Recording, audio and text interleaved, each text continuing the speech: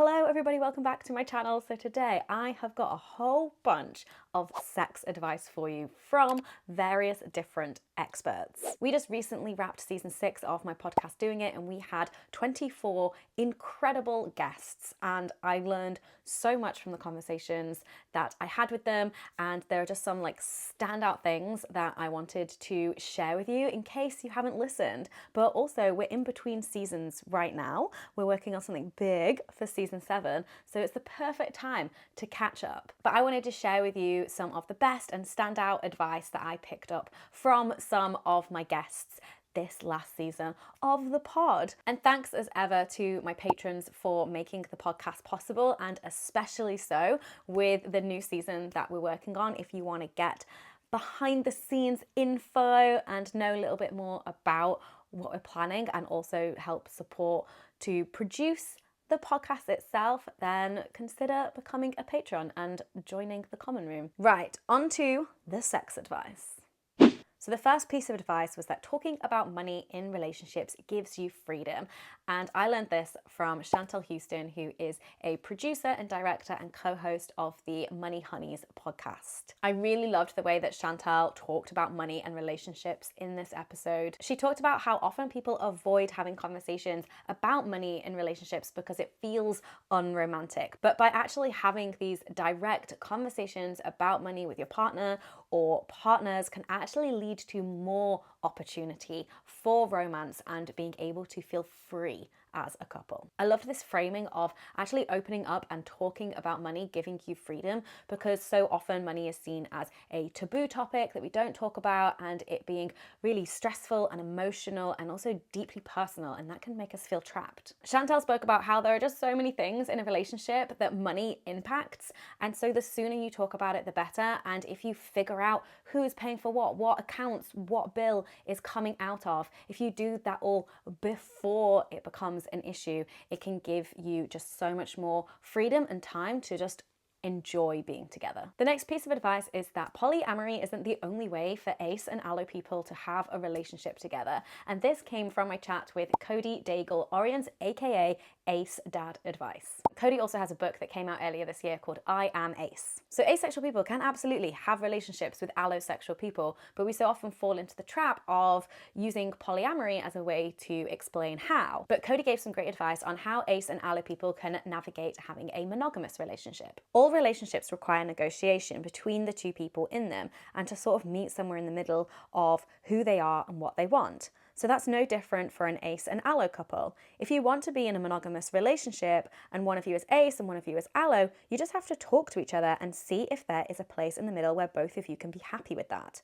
It's not impossible. It isn't something that should be automatically taken off the table. So for example, the allo person could have a really rich and satisfying solo sex life, or maybe there's different kinds of kink that you can play with together, because kink isn't necessarily sexual. Although he does admit that it can be harder, he says that it can take some negotiation and some sacrifice, but what doesn't in a relationship? So this is another one that I learned from Cody, and it's how to avoid compulsory sexuality when raising kids. So as a parent, I found this point so interesting and helpful. I spend a lot of time thinking about how to raise Rowan in a way that allows him to figure out his own gender, sexuality, and identity in his own time. But the society we live in makes that really hard. So I asked Cody what's a good way to bring up things like asexuality and aromanticism with younger kids. And Cody said that the best place to start is to explore ideas around compulsory sexuality. So you may have heard of compulsory heterosexuality, which I've done a whole video about, but it's essentially how we're all assumed, expected, and in some cases, too many cases, pressured to be straight. And compulsory sexuality is the idea that sex is something that makes you a real human being, a true adult, and a happy and fulfilled person. And then there's also amatonormativity, and I have no idea if I'm saying that right, but that is the presumption that everybody wants to pursue love and that romance is an essential part of being a human being. I would highly recommend watching Rowan Ellis's video about asexual representation in the media if you want to get a sense of how we generally view asexuality and aromanticism as a society. It's essentially a lot of robots and villains. So Cody said that if we can, from the time that kids are young, to empower them with the understanding that whilst love and sex can be great things if that's what you want, not being interested in them doesn't mean that you are broken. And that there are lots of other ways to experience the world and have meaningful relationships with people. Another person who gave really great advice around raising children was educator and facilitator Ben Hurst. Ben's advice is that the best thing for boys and tackling toxic masculinity is not telling them to be another way, but helping them choose who they want to be. Again, I think about how to raise Rowan with a healthy understanding of masculinity so much. Maybe too much. And it really does feel like these themes of young boys, masculinity, and misogyny are on a lot of people's minds right now, especially with the whole Andrew Tate stuff. Young boys are getting a lot of mixed messages. On the one hand, it's all men are trash, boys are the worst thing in the world, and masculinity is toxic. And then on the other hand, you have the men should have power over women, and women are inferior, and there's just nothing in the middle for them. And so it can be incredibly confusing for a lot of young boys, which makes them more susceptible and more vulnerable to misogynistic ideologies. But talking with someone like Ben, who does a lot of in-person work with young boys and talking about masculinity, really helped and gave me a lot of hope. He said that it is near impossible to avoid some of these social scripts about how boys and men and how girls and women should be. But what we can do is provide young people with alternatives and critical thinking skills that allow them to come to their own judgments and understandings of the world and themselves. Ben said, one of the biggest problems is that the narrative is so prescriptive. So we tell boys that they are supposed to be this way, and I don't know if the solution is telling them to be another way.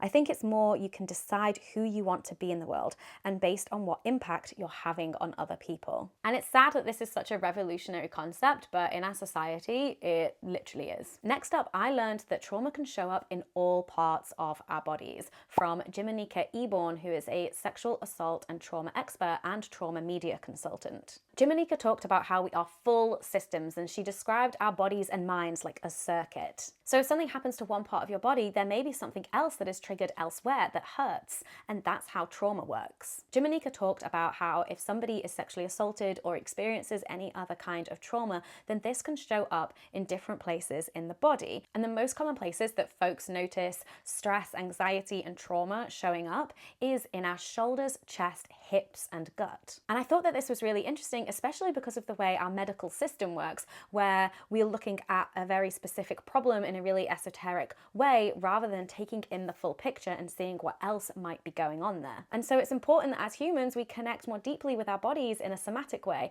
And I loved when Jimanika says that she often checks in with her friends asking, have you been pooping? How are your bowels? She also spoke about how often people recommend talk therapy, but that isn't for everyone. And she's noticed more recently people being interested in somatic work, which is more based around the body and movement and incorporating the body and mind in therapeutic work. And interestingly, that was kind of the route that I went down when dealing with some of my stuff that I had going on after birth. So Jimanika said that when we're thinking about trauma, we have to take a step back and go, where did the trauma happen? What's happening in your body? Is your speech different? Is the way you walk different? Is your food intake different? How's your sleeping? All of these things are things that we're holding in our bodies and that we can navigate and investigate. And as Jimanika said, our bodies are our truth tellers. And I often tell folks, your body knows before your brain does. So the next piece of sex advice is about how the virility myth messes with our concept of sex and puts so much pressure on people with penises. This is something that author and journalist Sophia Smith-Gaylor talked about in her episode, and she has a whole book about sex misinformation and sex myths. One of the myths that she talked about on the podcast is one that I hadn't really seen explored all that much in the sexual wellness world, and that is the myth of virility. It dates back to ancient Greek and ancient Roman times, and it's the idea that manliness is about strength and energy and having a strong sex drive. It's an ideal, a fantasy society of what a man should be, but it's also become the norm and what's expected of men. Erectile dysfunction is not something that we talk about a lot, and there is a lot of shame around it. Why do we actually put all of this pressure on people with penises to get and maintain erections? There's a lot of talk in sex positive spaces about trying to take the pressure and expectations off of things like orgasm or like penis in vagina sex, but do we still put a lot of pressure on erections? And I think we kind of do, but we need to change that. Sophia talked about the immense pressures that we put on cis men to perform sexually and the performance anxiety that this causes and how it's really difficult to talk about erectile dysfunction. And she also said that as a heterosexual cis woman, she's never been spoken to about or educated on erectile dysfunction, and that's really rubbish. She made the really great point that I want to be set up to be a sensitive partner. We should all be set up to understand what people with different bodies to us experience, especially if we're going to be in bed with them. I think a lot of really great and necessary work has been done when it comes to cis women and people with vulvas in terms of destigmatizing sex and alleviating a lot of the pressure and expectations around things. But I think we could be doing a lot more when it comes to cis men and people with penises. Next up, I got some great advice from April and Renee on how to have a platonic life partnership. This was a relationship dynamic that I really hadn't heard anything about until we got April and Renee on the podcast to talk about their platonic life partnership, or PLP. April and Renee described their PLP as essentially a best friendship with a commitment that is kind of akin to a marriage. So they talked about how their PLP includes the same kind of commitments around finances, co-parenting, domesticity, making life plans and goals together that people have in marriage or long-term relationships, but they've created this with their best friend. And I think my main takeaway from this was like, hello, have you heard of this? Did you know that this was an option? That you can live your life exactly as you want it and what feels right for you, and that there are no rules. April and Renee talked about how they just kept wanting to choose each other, but they still had to deconstruct a lot of these social values that we learn from a really young age, that our forever partner has to be a romantic partner. It was such a great chat with them, and I just loved hearing about how they were writing their own rules for their own relationship, and I think there is a lot that we can take away from that. The next piece of sex advice is that kink is a great tool for sex and managing stimulation for people with ADHD. We had Kate Osborne on the podcast, who is a neurodivergent certified sex educator, and she spoke about how for her and a lot of other people with ADHD, kink is a great tool for sex. Many people with ADHD can struggle feeling overstimulated or understimulated, and kink is a really great way to be in control of how much stimulation you are getting. For example, if you're feeling overstimulated, you can take away some senses with things like blindfolds or earphones. Kate spoke about how because kink and BDSM communities are rooted in consent and negotiation and respecting boundaries, it means that you can explore all of these different things in your own terms. She said, for a lot of people, myself included, as a person with ADHD, who often struggles with sort of feeling like I have to overcome all of this executive function to just function in the world, being able to come to this space where you can absolutely do it on your own terms, you can make that experience what you need it to be to honor your own needs, I think that's an incredibly powerful thing for a lot of people. Kink is just a really handy tool for people who are neurodivergent. I think often we can feel like we have to go along with things or follow sexual scripts, but one thing that I really learned from Kate was that you can get as specific as you like in terms of how you want your sex and intimate experiences to go in order to meet your needs, and I love that. The next bit of advice was about how we should reframe what we think a sex life is. And I spoke about this with Nana Dakwa Sakiyama, who is a podcaster and author of The Sex Lives of African Women. Nana talked about how the question of what's going on in your sex life is really a question of what's going on in your intimate life and what's going on in your body. She says it's deeply personal what's going on in your body, what your relationship is to your body, and how your body and you relate to other people. Nana spoke about how you don't even necessarily have to be having sex in order to have a sex life. It's more about being in touch with yourself. She said that having a sex life means being connected to your body. It means touching yourself. It means feeling joy in your body.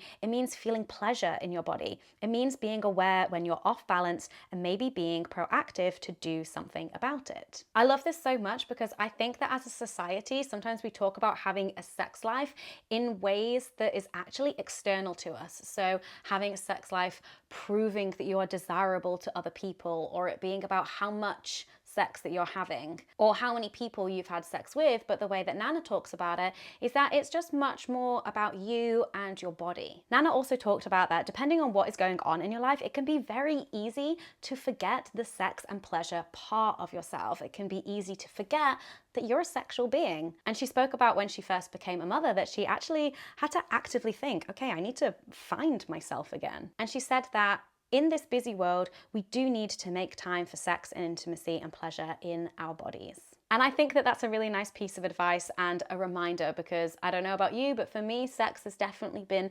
somewhere near the bottom of my priority list lately. Okay, so these next few ones aren't exactly sex advice. It's more like fun facts. Did you know? Because I didn't before interviewing these guests, and so I wanted to share with you. And of course, it goes without saying, I'd highly recommend you listening to the full episodes of these if you really want to get into the meat of it. So I had Emerson Karsh on the podcast, who is a Jewish kink sex educator, and I'm Jewish, although my knowledge of Judaism doesn't really go beyond they tried to kill us, we won, let's eat. So I learned a fair few things about Jewish values in this episode. One is that women can divorce their husbands if their husband is not pleasing them. And another that Emerson shared with me is that reproductive rights is a Jewish value. I loved hearing these things and they made me very proud to be Jewish. If you're interested in learning more about sex workers' rights, I highly recommend the episode with Stacey Clare. Stacey is an author and an activist and the co-founder of the East London Stripper Collective. And her episode is just full of so much detail around the history of policies around strip clubs in the UK and sex workers' rights and the whole workers' rights movement in general. And oh my God, it's fascinating. I learned that strippers have had a misclassified workers status, and a lot of sex workers are becoming unionized. And in 2009, the Policing and Crime Act, that was an attempt to clean up the stripper industry and introduce a licensing regime for strip clubs, actually made life a lot harder for strippers and sex workers. Taking away strip clubs makes it harder to fight for workers' rights. Yes, there is so much in that episode, would highly recommend listening. And then if you want to learn more about trans rights, and especially trans rights in sport, then I highly recommend listening to the episode with Dr. Veronica Ivy. She is a queer trans athlete and a scholar and the world leading expert on trans and intersex athlete rights. She talked about how the Olympic guidelines and rules actually state that trans people can compete in the sport of the gender that they identify with, and that this has been the case since 2003, and it's actually more recently that people seem to be having a problem with this. And she called sport the final frontier of transphobia. She talked about various different studies that have gone into hormones and sport performance, and about how actually the connection between testosterone and sport performance is a myth. It's a myth, guys. It's a myth. And she posed a question of something that is yet to be measured, because we are so obsessed with measuring biological differences, and that is the social differences between genders when it comes to sport performance. Does the socialization of children have long-term impacts on how good a child is at throwing a ball, kicking a ball, or running? We don't know. People need to be asking these questions. So there we have it, a whole bunch of different pieces of sex advice, sex fun facts, reframing of how to think about sex and relationships. I hope that you found this interesting. If you are a listener of the podcast, I'd love to hear in the comments what have been some of your biggest takeaways, either from the last season or older episodes too. Thank you so much to my patrons who make the podcast possible. There's a link in the description if you want to join. There's also a whole bunch of bonus exclusive Patreon podcast episodes there for your liking if that interests you. There's a behind the scenes of the making of some of the episodes of Doing It called So How Was That For You? And then also me and my husband Dan sometimes sit down and have an old natter and the Handan podcast. Thank you so much for watching. I hope you enjoyed this video. I hope that you're well, and I'll see you in the next one. Bye.